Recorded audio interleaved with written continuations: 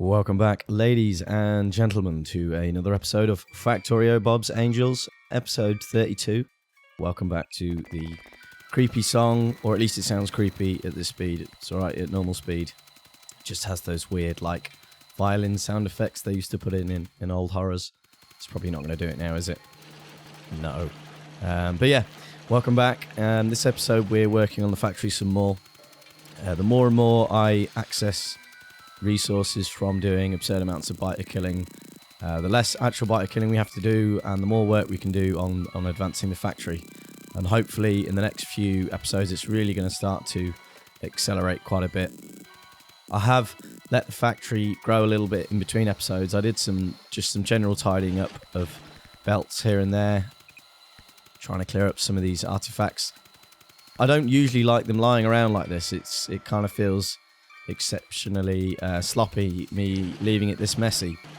Normally that would drive me mad, but I just haven't had the time really in between episodes, and it's not something I'm going to record. There's just too many things I need to tidy up in between episodes. So again, I've made an attempt to be prepared with the right kind of resources, but the only resource I'm short of are the blue circuit boards, or I think it's the basic circuit boards or electronic boards. Anyway, we need those to make the basic form of splitters, which is why loaders. We need those to make loaders. Loaders are the main thing still waiting to be constructed and placed out in the factory. And the reason we have a shortage of those is we've run out of that small stockpile of tin I had. We need tin to make those. We need them for the basic electronic component. And while I was letting things sort of catch up and I was tidying up, I realised that we've run out of tin, and I've kind of had no choice but to start. I wasn't going to get the tin going in between recordings. It's something I want to include. So this episode we're going to be sorting out getting the tin up and running, which we struggle with a little bit. I barely get one sort of going, which is a bit pathetic. I had to go and steal a load of loaders down from the belts that we're not using in the train sorting, which is a bit depressing because this area's looking not too great at the moment. A lot of the warehouses have been filled in and the stack inserted, so that's all nearly finished. And we just come and have a look at where else we can steal one from. So we can at least get one sort of running, then we can get enough to place a few more. But we'll have to get this all connected up to the sorting area. Initially I was thinking of having a warehouse at the end of each of these sorting areas to split it onto belts. But it's having to go so far, and it's throughputting such little resource.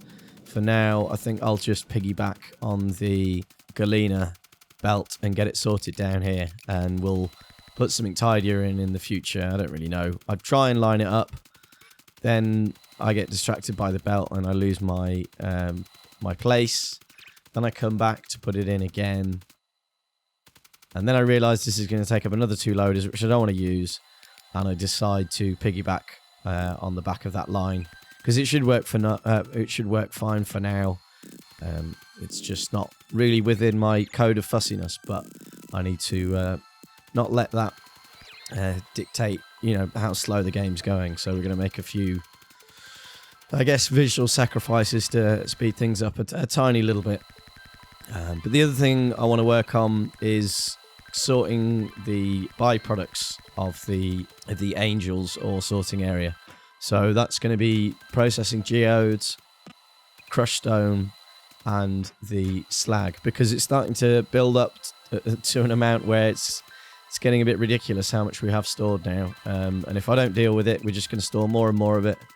We'll have to process it at an even faster rate than we'll ever really need to. So the sooner I can get on with that, the sooner it's going to, not cause the system to jam up and cause us problems. And plus, if we start processing the geodes, we can hopefully get a level of laser turret that is acceptable for, being our sole defender on the walls, because I still haven't bothered to do the military train, and to be honest, the amount of resources it could potentially hoover up, I may not do it now. I'm swaying more and more towards not bothering with it.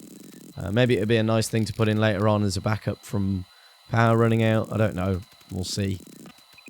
But if we have sufficient power production, which at the moment we don't, one of the things I was doing a lot of in the episode was increasing the number of solar panels and accumulators, because we kept having blackouts at night because of my stupid method of getting coal over to the steam engines. I may put a belt back in. It's a bit far, and I'm not going to be using steam much in the future, but I don't know.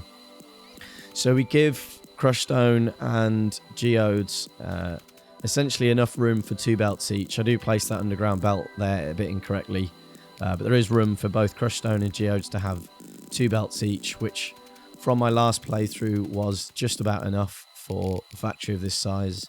On green belts, 2 green belts is quite a huge amount of material, so may not seem like much at the moment, but it should be sufficient. But it'll all depend on how much flotation we're doing. Obviously crushing is inevitable, so there's always going to be a lot of crushed stone from there, but you also get some crushed stone from the geodes too. So yeah, we get those running, and then we have an attack, quite a sizable attack up at the sapphirite, but hopefully one not too big that we have to get involved. So the 2 warehouses holding geodes and crushed stone at the bottom end of the sorting area won't need to be there forever. I'll remove those once they've emptied out down here. And we start processing this crushed stone into normal stone. So once we get down to a certain amount of crushed stone, or I may take it off the normal stone, we'll say don't turn it into stone anymore, and we'll use it and turn it into slag slurry, is it called? Or should we just call it slurry? And then that can be used to process into any material of our choice, really, which is what's so great about slag. If you haven't got access to a certain ore for whatever reason, you can just change whatever you're processing your slag slurry into to make up for that, which is quite handy. So initially we're probably going to go for copper and iron, and in the future possibly gold, or I don't know, something like that. But the pollution cloud is getting so big that it is starting to cause attacks on the west wall, the west side of the sapphirite patch, that wall we were just looking at on the map there, which is a bit of a problem, but it shouldn't be too long before we can get some laser turrets in, and we will be less concerned about pushing pollution into biter groups, because the turrets won't be running out of ammunition. We'll just have to make sure we keep on top of power, because if we run out of power and we're just using laser turrets, it could be pretty substantial loss of materials or defense, whichever way you want to look at it. So we come and place some more sapphirite miners, as the majority of them had run out. We also come and push a few biters away. There's a tiny little base there, and we put in a weird little L shape of turrets, or backwards L on its side. And I also miss a bit of track there, and we get them both loading onto opposite sides of the belt. And we take the train back down again. It's nice being able to take the train, not having to drive, because I can't crash then, and the train does all the work for me. We also don't risk going near or into the seek and destroy range of the biters. I also grab some wool and get rid of a little bit of ore that was sitting in my inventory, a bit of galena and a bit of iron ore. And then once we clear that out, we then head back to the area where we're going to be doing all of our various forms of processing. So this is going to be where the geodes start to get processed. They'll then get taken over by bots for the grinding, or whatever it is, the shining. That sounds weird calling it the shining. Initially, I wanted to do it with inserters and one belt, but the amount we could potentially be having, that's going to cause us problems. So I then sort of changed my mind in a bit. Don't know what point I decided to change it. I can't quite remember. And being as the iron is backing up, I also switch blue science back on, and we start getting some science done again. I want to do some improvements for the bots, because they are working really hard right now, but because of their inefficiencies, they are using a hell of a lot of power. I think it's the #1 form of power consumption. So if we can upgrade their speed and their capacity, they'll at least be a bit more efficient. So I start collecting a bit of resource to start making some more loaders and whatnot. I didn't really want to use loaders because it would use 12 just for the crushing, 2 for each type of geode. So I place it out like this. I start to look at it, and yeah, it's just going to be annoying. It could jam up. When I last played with Angel's Ores. There was an update that's happened since then, but before you only seem to get blue and red geodes from the flotation, and you had to get the others through other means, or it was a bit weird. I don't know what happened, but since then it seems there's an update and you now get a different kind of geode for each flotation of each of the Angel's Ores. So I'm pretty sure that's changed. So now you get a fairer amount of each kind, because I was getting loads of some, not enough of others, and I believe Angel must have gone and balanced them, which I'm grateful for, because the way to get the diamonds and stuff was to do the weird green slurry stuff, crystal slurry I think it's called, which was a tiny bit fiddly, or at least I was a bit fed up by then and I just shoehorned it in, and I was never happy with my processing area. So hopefully this means we don't have to do any of that, but we shall see as we go along. And we come and do it with loaders, which personally I feel is a tiny bit excessive, but at least it'll always be able to deal with whatever level of throughput is ever going to come from the sorting area. So at least it's in place, and it does look kind of nice once it's finished. It just uses more than 12 loaders. Well, it's 24, isn't it? 6, 12, 18, 24. Yeah, I can count. I do math. So we just come and check our levels of stone and crushed stone, because we have got an awful lot of crushed stone back in the sorting area, and we want to be able to deal with that. We've also nearly got a full warehouse of geodes back, so at least I believe this takes up a tiny bit less space than the geodes do, having them follow this first step of processing. We also take the crushed stone and just stick it back on that belt for now. But I do upgrade this little section to red so we don't slow down the flow coming from the sorting area. We'll probably have to put that second belt in, or at least upgrade this to red to deal with the amount that's going to be coming from the sorting area. It's going to be a huge amount initially, probably going to continue to be a huge amount, because all this is just coming from the Javolite and the Sapphirite and a little, well, I haven't even connected up the Rubite or Bodmonium yet, so yeah, there's loads more to come through, and I think we're having nearly a full yellow belt just from the 6 Sapphirite crushers, unless that's it just taking the buffer away from the chest, because it did back up a little bit, or was about to completely jam the system before I started recording. Hence why I wanted to get on with this so much, because I didn't want to just store warehouses and warehouses of crushed stone everywhere. It's not exactly ideal. So I come and look at pushing these turrets forward. This was going to be part of last episode's spider slaying. I was going to push these forwards because I'm now, whenever I work in this area, I'm in the seek and destroy range. But yeah, I wanted to clear those areas up north, which are now nice and tidy. They're keeping the biters back, which is great. Or at least I think they are. I haven't actually gone up and looked to see if any nests have managed to sneak through, but I don't believe they have. They haven't come up on radar or anything like that. I briefly contemplate setting up the polishing area. That's it, polishing, not shining. Don't know why I call it that earlier. Realised I didn't have enough stuff to make assemblers and thought, let's not get distracted. Let's carry on with our area up here. I also come and collect some more circuits. Now the tin is coming through, but at a very pathetic rate. I need to get at least a second sorter running. I did get a little bit distracted from doing that. I got one running. I could have gone and got a second one running, but I was too eager to get the crushed stone, geode, and hopefully the slag up and running. But we're getting a nice throughput of iron finally. We may even start looking at getting a second belt running.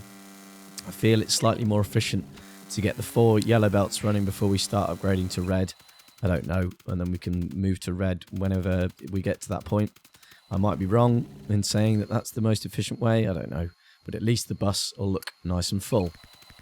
I then realised another distraction is we've run out of coal in the system, because in between episodes I was tidying up those warehouses. I had to move the constant combinator, and instead of placing a second one and copying the settings and removing the original one, I decided I did it the wrong way. I'd already deleted it, it was too late, and I put the resources back in manually, but I forgot to do coal. I only put in the settings for the Angel's Ores, which was a bit silly of me, but it's not the end of the world. We've got solar to sort of keep us going, and the coal can still mine, and we've got it as a backup. There was a full train that we sent up because it's been sat there with a full load probably for a while.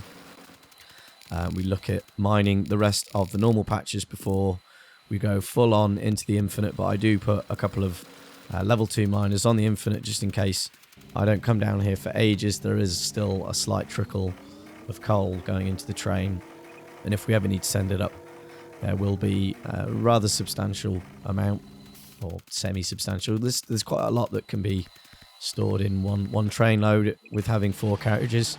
I kind of like this method. The only downside is you do transfer a lot of ore, and you don't get a very busy network. And the great thing about having train networks is they're really busy, and lots of trains going everywhere, which is what's fun about them. So one thing about doing flotation sorting, which I didn't do before, if it doesn't go onto crystal, which a lot of it is at the moment, is you seem to get a lot of free sulfur and therefore sulfuric acid. So I may change the priorities round in this area so that we get a load of free sulfur, which we'll need for the slag slurry, which is why I put that in there. I'm just going to get the bots to bring it over with barrels.